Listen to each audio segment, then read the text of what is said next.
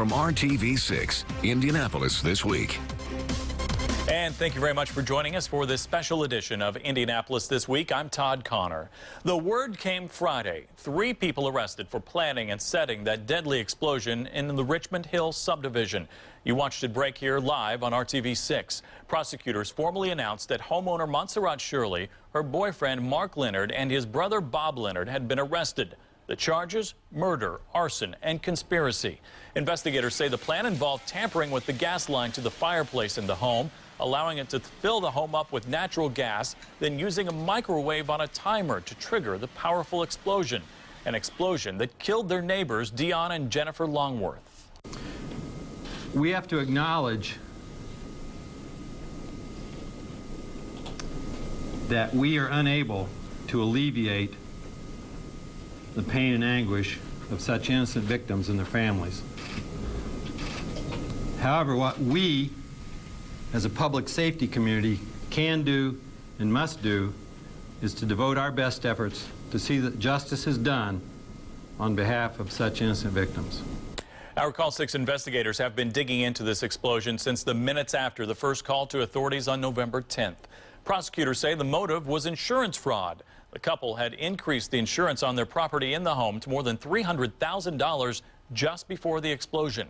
Call 6 investigator Rafael Sanchez found Montserrat Shirley was dealing with financial The explosion problems. shattered the tranquility of a South Side neighborhood. Lives and homes destroyed by flames. Flames authorities say were ignited by a desperation to escape a financial mess. Investigators focused on the people living at 8349 Field Fairway, Montserrat Shirley and her boyfriend, Mark Ray Leonard. The Call 6 investigators uncovered details pointing to significant financial problems Shirley faces. She filed for bankruptcy in 2007 with her then husband. But that case was dismissed in June of this year because they failed to make the required payments. Court documents show her home had 2 mortgages, one for more than $160,000 and a second for nearly $65,000. The Call 6 investigators also dug through real estate records to find Shirley was looking to unload the home. The 9-year-old house with 4 bedrooms and 2.5 baths was up for a short sale. In a short sale, the lender allows the homeowner to sell the property for far less than what is owed on the mortgage. The bank figures getting at least some money is better than getting nothing.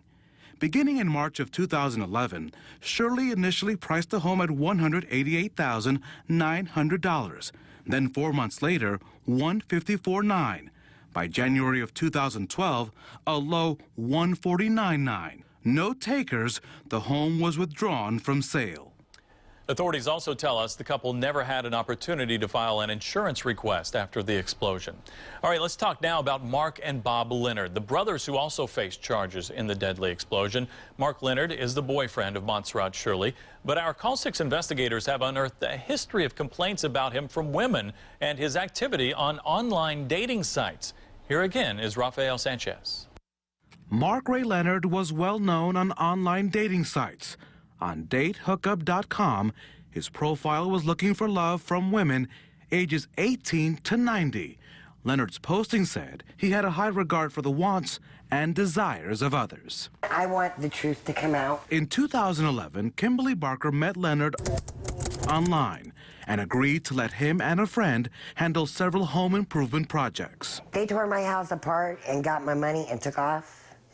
And my brother and I had to put it back together. Kimberly took him to court in Johnson County. And we were in court a few weeks ago. And has been unable to collect on her judgment. My judgment was $27,000. And you want your money back? I demand my money back. I want my money back. You want justice? Yeah, I want justice. And if you know how I can get it, please tell me. Vicki Payton has also taken Leonard to court. She met him at a local Indianapolis bar. He was very flashy. Leather jacket, drove a nice new Harley, had a vet, bragged about how rich he was. Rich, I'm rich, I'm rich. Despite those claims, Vicki lent Leonard $3,000 for a gambling trip over the Memorial Day weekend. But he was going to pay me right back on Tuesday. Vicki says she was never repaid, and the relationship fell off the radar. I was so embarrassed when it happened. I didn't work for 2 days. My friends couldn't reach me. I was mortified that I could be taken advantage of. The Call 6 investigators have spoken to other women who want to remain anonymous like Rebecca. She connected with Leonard on a different dating website called plentyoffish.com. On his posting, it read, "I'd rather be somewhere with you." His posting also referred to him as Troubadour. In medieval times, a troubadour was fancied by the ladies of the royal court for his knowledge of poetry. That being said, there's no rhyme or reason in Rebecca's mind why Leonard has not paid back at least $2,000 from November 2011. And now she and several other women are seeking justice from the man who broke their hearts. I never in a million years thought that I would be taken and swindled like that. You know, who does that to somebody? The probable cause in the case says Montserrat Shirley was aware of Leonard's online activity, but was fine with it as long as he didn't sleep with the women. All right, now to Bob Leonard, Mark's brother, who police say helped in the conspiracy.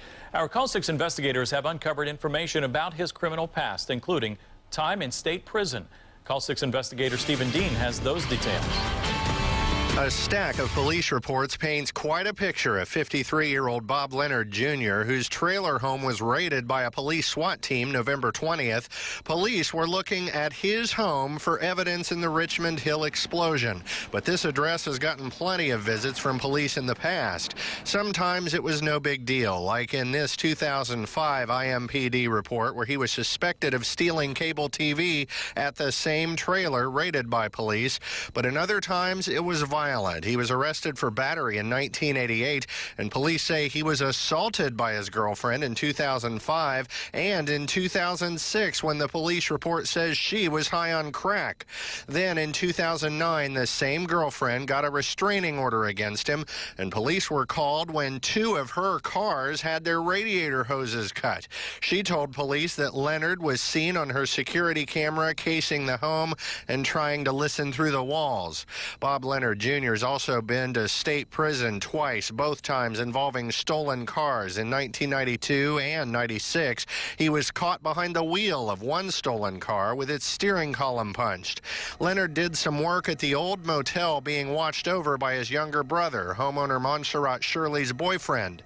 The couple's attorney insists that Leonard and his younger brother were not close, and Shirley's boyfriend only gave him the job because he needed the money.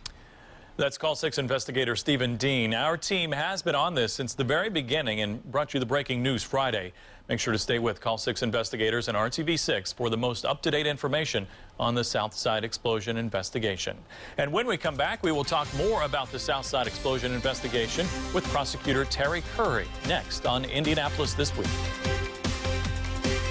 And welcome back to Indianapolis This Week. We continue to talk about the arrests in the Southside explosion, and we are joined now by Terry Curry, the Marion County prosecutor who announced the criminal charges on Friday. Prosecutor Curry, thank you very much for joining us. Sure. How's it feel to have this step behind you? Well, you know, in any of these situations, there are a number of steps along the way. There's an investigation, there are charges, and then ultimately a resolution. And so we're not really very far along at this point, but obviously we're pleased that the investigation yielded sufficient information that we think we've identified suspects and brought the charges. When did you or your office suspect that Mark Leonard and Montserrat Shirley might be involved in this? Well, I think it's fair to say that the fact that the explosion occurred at their residence would lead anyone to think that perhaps we should look at those individuals. And so I think it's fair to say that two things were going on at the same time, and that is determining the cause of the blast. And as we said several weeks ago now, once it was determined that there was not an accidental cause of the blast, then it became the focus to determine how it occurred and who was responsible. And so clearly they were a focus from the beginning. When you were laying out the details in this, you say the ignition point was the microwave and it exploded from the inside out. Mm-hmm. How does that happen? Well, clearly there was something that would have triggered the spark in the microwave. The investigators, as we allege in the probable cause affidavit, are of the opinion that the microwave was the source of ignition.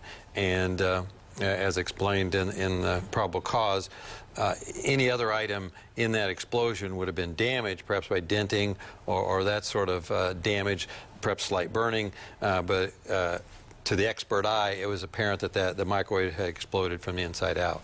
So we're talking about some sort of a bomb or explosive device inside the microwave?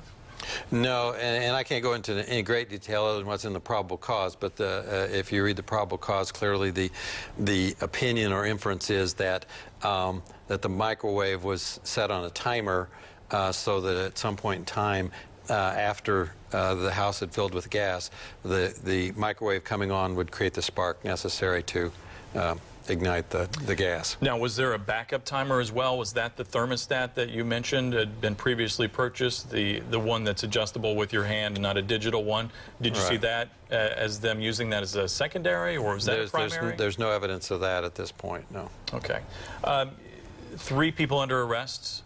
How many more do you think might be involved in this? A fourth? Clearly, from the information provided by the resident who saw the white van arrive at the residence on the afternoon of the explosion, saw 2 men leave that van, go in the house, and hurriedly exit. And so clearly we are looking for at least one other individual, and there is an ongoing continuing investigation at this time.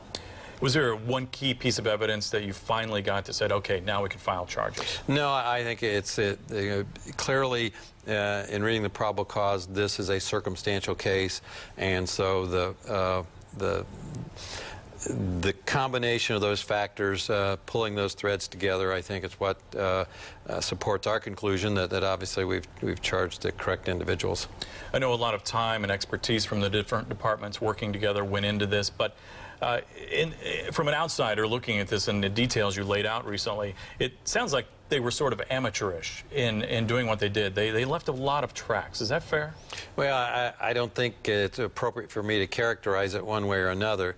I mean, clearly, in any sort of situation like this, there is the potential that you're going to commit missteps, and one obvious example set forth in the probable cause is when interviewed by the investigators, both Mark Leonard and Bob Leonard said they hadn't seen each other since the Tuesday prior to the explosion, when in fact the investigators found and have retrieved video from 2 different businesses that they were together on Thursday and Friday as well. And so there's just a number of circumstances like that obviously are the sort of missteps that someone commit along the way.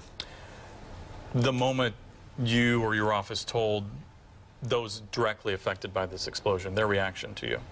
Yeah, and we prefer to keep those communications with the families in confidence and honor their confidence, but clearly the families are still undergoing very significant grief at this point in time, and obviously are at least somewhat relieved to know that we've reached this first step. Anything you'd like to say to those people, that those you haven't been able to reach personally? In terms of the other individuals involved, actually there's a meeting this afternoon. Gary Coons from Homeland Security and a deputy prosecutor from our office are meeting with other homeowners in the area to explain where we are and answer any questions. And finally, I know you have some options here, but what about the death penalty? Will you be seeking that in this case? Anytime in our office, anytime there are the aggravating circumstances that would justify consideration of death penalty or life without parole, we have a very specific process we follow, and that involves waiting at least 30 days so that we don't make any sort of rash determination, and we will sit down in 30 days and review everything in this case, perhaps talk with the family, and make a determination at that time. It would be premature to think of at this time about it. All right. Marion County Prosecutor Terry Curry, thanks for joining us today. Thank you. We appreciate it. Thank you. Have a Merry Christmas and a Happy New Year. You too. Thanks. All right, thank you. All right, when we come back on Indianapolis This Week, the Connecticut school shooting tragedy. As the nation pauses to remember the victims, the NRA breaks its silence on the shooting rampage. Our political insiders react next on Indianapolis This Week. And welcome back to Indianapolis This Week. We are joined now by our RTV6 political insiders, Kip Tu and Abdul Hakim Shabazz. And gentlemen, let's start by talking about the NRA's response Friday to the Connecticut school tragedy by calling for an armed guard in every U.S. school. For all the noise and anger directed at us, over the past week, nobody has addressed the most important, pressing, and immediate question we face. How do we protect our children right now, starting today?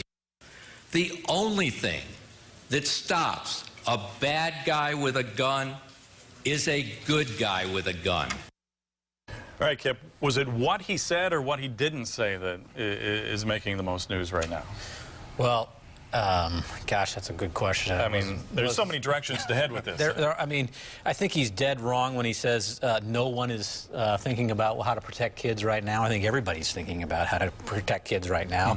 And I would hope the NRA would join the rest of the country in thinking about those things. I mean, there's been a lot of talk about let's increase the security at the schools, and there may be a role to increase the security at the schools. I don't think that there's any doubt that we have to make sure our schools are safe.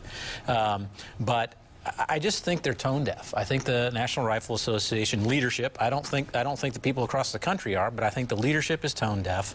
I think that they don't want to move the line in any way, and really that's all this is about at the end of the day, is moving a line, because we already prohibit some arms from being in people's hands. We don't let them have shoulder fire missiles. We don't let people have tanks. We don't let people have all kind of arms, right?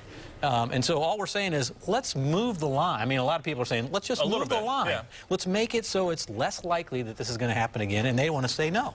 Abdul, why is the NRA so resistant to just moving the line a little bit? Maybe why can't they back down on assault weapons? I would think that from talking to some friends of mine who are associated with the NRA, what I've discovered is that this is a group that they feel that they give 1 inch and 1 iota, one little bit of space on anything, then they've lost the fight, they've lost the battle, then the door opens for the quote-unquote the gun grabbers to come in and take everything. I completely disagree with that. What surprised me the most was after Mr. LaPierre made his comments, I just did just a minute search of the headlines, and every headline was NRA calls for armed guards in schools. So if there was anything else in Mr. LaPierre's statement that might have had some merit and could have been part of a discussion, that was all tossed away. And one thing they forget is that in some American schools there are armed security guards, some high schools, and some more dangerous. Right. Well, there were in Columbine. He's not the only one calling for that. Right. No, and here's the other thing that's wrong with part of his statement too. He says, the only thing that stops a bad guy with a gun with a good guy is that assuming both the good guy and the bad guy are equally armed. Yeah. When the bad guy and they all have good aim. Yeah, exactly. I mean, this isn't some only person who can stop somebody with a subatomic machine gun is James Bond.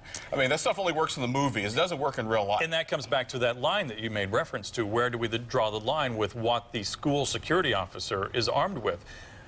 You know, Adam Lanza walks in, and if he has body armor on, or anybody walks in and has body armor on, so then does a school security officer have to have body armor on? Where do we stop things as far as that goes? You have to be, have more firepower than the bad guy. And this is why I think the conversation is more about, and Kip and I talked about this earlier last week, where the line intersects between mental health and public safety. That's where we should be focused on, because apparently the 20-year-old who did the shooting in Newtown, Connecticut, was showing signs of some serious mental problems. The mom, I guess, was about to have him committed in some stories that I'd read. They never got to that point. And maybe that's a discussion we ought to be having. That's where the NRA should be going. Well, one very reasonable thing that I've heard discussed and been out there for a long time is this gun show loophole, where there's no background check for anybody if they go to the gun show to buy their guns. And the NRA has been adamant that we need a gun show loophole, even though now there's background checks. If you go to Don's Guns to buy a gun, you have to pass a background check. So I don't understand why they say, when they're talking about we don't want to move the line in, or we capitulate to anything, we capitulate to all. They already say a background check's okay at a regular store, but not at a gun show. One of the things we can do to at least do something is stop the gun show loophole. Well, the thing is, just be a little bit more specific on the gun show loophole. What the gun show loophole actually is that if a private individual sells a gun to another private individual, there's no background check. I mean, if someone who's a dealer, they would still have to do some kind of background check. And if you've ever been to a gun show, I've only been to like a couple in my entire life. I mean, that place is crawling with ATF and crawling with law enforcement. So if you're going to get your gun at a gun show to go do some harm, you're pretty bold and brazen to begin with. Yeah. I mean, it has been done, but to say it's a gun show loophole, it's not necessarily a gun show loophole. It's a private owner to private owner gun show. Private to private sale loophole is what it is. There's a law in Indiana that allows a school security expert to be armed, meaning anyone deemed, a teacher being deemed that, could be armed in the school. Do you think teachers should be armed in schools? Let's see, a teacher in a junior high school with a bunch of homoerotically challenged teenagers running around carrying a gun. That's probably not a good idea. You know, I'm not going to close the door entirely because I have a school-age child. I want my child to be safe. I don't think that most of the teachers, A, want to be armed, B, are, you know, going to have the background to safely fire those weapons, you know, how many of those teachers are marksmen? Should we increase the security, and would that include perhaps having somebody else there with that? I'm open to whatever it takes, you know, and I think that's the thing. I just wish the NRA was open to something else. I mean, I think everybody wants to come to the table with the best solutions to reduce gun violence in this country. And it's not just what happened in Connecticut. It's every day we have one of those. And right? we talk about assault weapons, but I don't think you can talk about assault weapons without talking about the magazines and the size of those as well. So in the last 15 seconds we have, one single thing you would head first to try to eliminate this sort of thing from happen again? Is, for me, it would be start identifying people, not only if you're going to go purchase a gun, not only do you have a history of a mental problem, but does anyone in your family or immediate family that you live with have a history? I mean, that's maybe some place where we could start this conversation. Yep. Well, I'd go after the magazines, I'd go after the gun show loopholes, and mental health, absolutely. All right, Kip, Abdul, thank you guys very much for being here, and thank you. Happy holidays to you. Merry Christmas, Happy New Year. Yeah.